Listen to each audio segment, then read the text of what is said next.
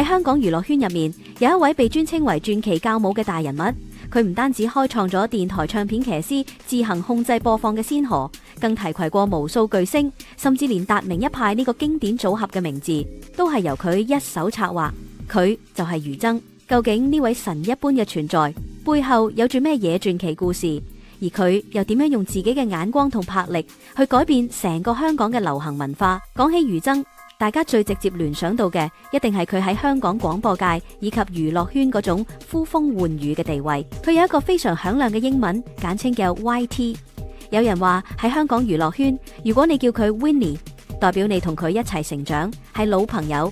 如果叫佢 YT， 就代表你係後輩，對佢充滿敬畏。俞琤喺1954年出生，今年已經踏入71歲。佢喺聖士提反女子中學畢業之後，喺1971年就加入咗商業電台做唱片騎師。喺嗰個年代，電台廣播嘅運作同今日好唔同。唱片騎師喺直播室入面講嘢，後面係需要有一位專門嘅工程控制員去負責播唱片。但係俞琤同當時嘅另一位傳奇人物陳任覺得咁樣嘅做法非常唔高效率，亦都限制咗主持發揮。於是佢哋大膽開創咗一腳踢制度，即係由唱片騎師自己一邊講嘢，一邊跟住自己嘅節奏去控制製版播放唱片。呢個做法喺當時其實引起咗工程部門好大嘅不滿，認為佢哋破壞咗規矩，亦都侵犯咗技術人員嘅專業。不過俞琤堅持呢種做法，先可以令節目更加流暢，更加有個人風格。事實證明佢嘅堅持係對嘅。呢個一腳踢嘅模式後來成為咗全香港以至整個華語廣播界嘅標準。俞琤嘅眼光同創意喺佢加入商台無幾耐就完全展現出嚟。佢唔單止自己主持節目《早晨老友記》同年青人時間大受歡迎，更加喺後來直升為商業二台嘅創作總監同節目總監。俞琤其中一個最為人津津樂道嘅神蹟，就係佢一手發掘同命名咗達明一派。喺1985年，劉以達喺音樂雜誌登報尋找合作夥伴，結果吸引咗黃耀明去試音，兩個人一拍即合，組成咗一個音樂組合。但係當時根本冇人認識佢哋，亦都冇唱片公司願意冒險。當時俞琤聽咗佢哋嘅試聽帶，非常欣賞佢哋嘅音樂才華，決定要幫佢哋一把。劉以達後來回憶翻呢段往事，依然非常感激俞琤。佢話當時俞琤約佢哋見面，只係用了短短5分鐘嘅時間，就決定咗佢哋嘅命運。俞琤當時同佢哋講，既然劉以達同黃耀明各具特色，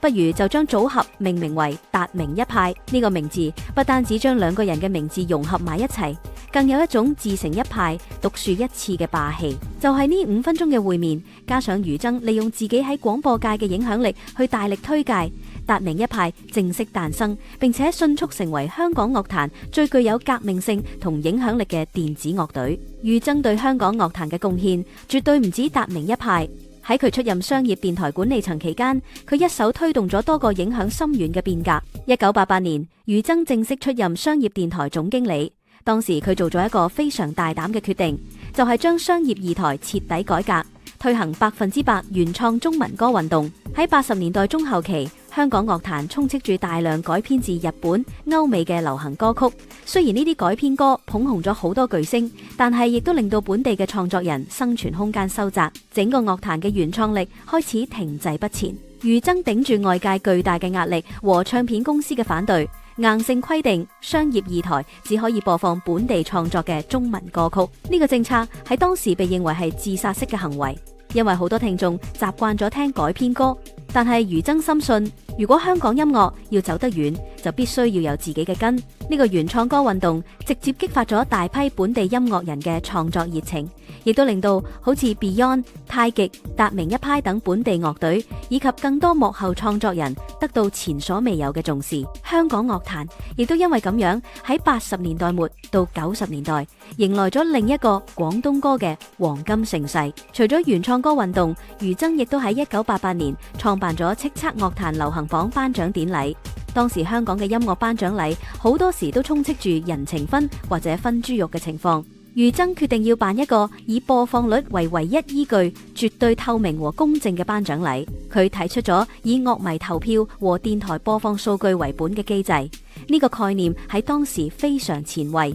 亦都奠定咗叱咤樂壇流行榜喺香港樂壇舉足輕重嘅地位。叱咤頒獎禮嘅獎座、設計、口號，以至頒獎禮上感人肺腑嘅得獎感言，都成為咗每年香港人必睇嘅娛樂盛事。俞琤嘅管理哲學向來都係用人不疑，而且非常有雷霆魄力。喺商台內部，佢發掘同培養咗無數嘅廣播界奇才，好似林海峰同郭文輝組成嘅軟硬天師、黃偉文、詹志文、森美、小儀等等，全部都係喺俞琤嘅帶領同栽培之下，由一個寂寂無名嘅 DJ 變成可以獨當一面嘅跨媒體創作人。俞琤有一種獨特嘅眼光，佢睇人唔係睇對方順唔順從，而係睇對方有冇獨特嘅靈魂同創意。佢甚至容許主持人喺節目入面串自己，好似林海峰就曾經喺節目入面公開挪魚過俞琤，外界甚至一度傳出佢哋不和，但係俞琤完全冇介意，反而更加欣賞佢哋嘅膽識同才華。喺2016年，俞琤宣布正式從商業電台退休，卸下咗副主席嘅職務。佢嘅離開被視為香港廣播界一個時代嘅終結。退休之後嘅俞琤過住非常低調嘅生活，好少公開露面。不過每當佢身邊嘅老朋友或者佢曾經提攜過嘅後輩有需要，佢都會毫不猶豫地挺身而出。好似之前達明一派去歐洲拍攝旅遊特輯，俞琤就低調出山，一齊遠赴柏林同倫敦支持。最近高齡71歲嘅俞琤更宣布重出江湖，舉行個人棟篤笑性質嘅聚會，名為如果你嚟要 Cooley。呢個消息一出，立刻令到成個娛樂圈同廣播界嘅朋友非常期待。俞琤之所以喺香港娛樂圈被視為神一般嘅存在，唔單止是因為佢有住極高嘅職位同權力，更因為佢一生都喺用自己嘅影響力去為香港嘅流行文化開拓新路向。佢敢於打破常規，敢於推動原創，亦都敢於將舞台留俾有才華嘅後輩。佢嘅每一步都深深地印喺香港廣播同音樂歷史之中，成為咗冇辦法被複製嘅傳奇。其實要深入去理解俞琤點樣改變成個香港流行文化，就必須要睇翻佢喺80年代改革商業二台嗰陣背後所展現出嚟嘅超凡膽識同埋長遠目光。當時佢強行推動100%原創中文歌運動，呢個舉動喺商業角度睇，簡直係攞自己間電台嘅前途去賭博。因為嗰陣時全香港嘅主流聽眾一打開收音機，聽嘅全部都係改編自日本同埋歐美嘅流行曲。呢啲歌旋律優美，已經喺外地市場得到驗證，唱片公司自然覺得最安全、最賺錢。俞琤當時作為商業電台嘅總經理，佢唔單止要面對內部銷售部門因為驚廣告流失而施加嘅龐大壓力，更加要頂住各大唱片公司嘅黑面同埋杯葛。但係佢睇到一個好殘酷嘅真相，就係如果香港樂壇一直依賴改編歌，本地嘅創作人就會因為冇發揮機會而慢慢流失。廣東歌亦都永遠行唔出香港。佢呢種寧願得罪成個行業，都要為本地創作人爭取生存空間嘅決心，直接促成咗香港音樂史上最百花齊放嘅年代。如果冇佢當時嘅固執， Beyond 嘅大地同真的愛你，可能就冇機會喺電台播到家喻戶曉。達明一派嗰種充滿英倫電子風味、探討社會議題嘅前衛音樂，亦都好可能一早就被市場淘汰。佢用咗一己之力，將香港樂壇由一個只懂複製人哋成功範式嘅加工廠，變成一個真正擁有自我靈魂同原創實力嘅文化輸出基地。呢種對流行音樂發展嘅歷史性貢獻，絕對係前無古人後無來者。除咗喺制度上大刀闊斧，俞琤喺提攜後輩方面嘅心思同手段，亦都充分體現出佢點解可以成為大家心中無可替代嘅傳奇教母。佢對才華嘅敏感度極高，而且有一套好特別嘅湊仔哲學。對於好似軟硬天師呢類性格反叛、不按牌理出牌嘅後輩，佢從來唔會用高壓手段去限制佢哋嘅發揮，反而係刻意提供一個極大嘅容錯空間，由得佢哋喺直播室入面胡鬧、實驗甚至挑戰電台嘅既有底線。因為佢好清楚，創意往往係喺最自由、最無拘無束嘅環境入面先可以誕生。呢種用人不疑嘅寬容，令到商台二台喺90年代成為咗全港最前衛、最具有實驗精神嘅創意基地。而更重要嘅係，當呢班後輩喺出面闖禍或者面對外界非議嘅時候，佢永遠都係嗰個企喺最前線擋風遮雨嘅家長。佢對達明一派嘅愛護亦都係一樣。即使劉以達同黃耀明嘅音樂風格喺當時極度非主流，商業價值成疑，佢依然動用自己手頭上所有嘅廣播資源，去為呢兩位年輕人搭建舞台。喺香港娛樂圈呢個現實又功利嘅名利場入面，大部分人都只會錦上添花，但係俞琤就偏偏選擇雪中送炭，用自己嘅聲譽同權力去為有才華嘅年輕人撐起一把保護傘。呢種對後輩毫無保留嘅信任同支持，唔單止幫香港娛樂圈發掘咗多位跨時代嘅巨星，更加為佢自己贏得咗橫跨幾個世代發自內心嘅敬重。喺呢個過程入面，俞琤推動一腳踢制度嘅背後意義，其實遠遠超越咗技術層面嘅操作，而係一場徹底解放主持個人風格嘅文化革命。喺舊有嘅制度之下，唱片騎師同控制室嘅工程人員之間存在住一條無形嘅鴻溝。主持講完一段嘢，要打手勢或者俾暗號，控制室先至會落唱片。呢種割裂嘅運作模式，令到節目嘅節奏變得生硬，主持亦都好難隨心所欲地將音樂同講話完美融合。俞琤當年力排眾議，要求主持親自控制製版，等於是將整個直播室嘅靈魂交翻俾主持本人。呢個大膽嘅嘗試，令到主持可以根據自己當下嘅情緒、說話嘅快慢，去即時調整音樂嘅起伏同切入點，令到整個廣播過程變成一種充滿即興感同藝術感染力嘅個人表演。自此之後，唱片騎師唔再只係一個負責讀稿同播歌嘅無情機器，而係變成一個擁有強烈個人風格，可以用聲音同選歌同聽眾進行心靈溝通嘅創作人。呢個制度嘅確立，直接催生咗後來商台黃金時代多個極具個性嘅招牌節目，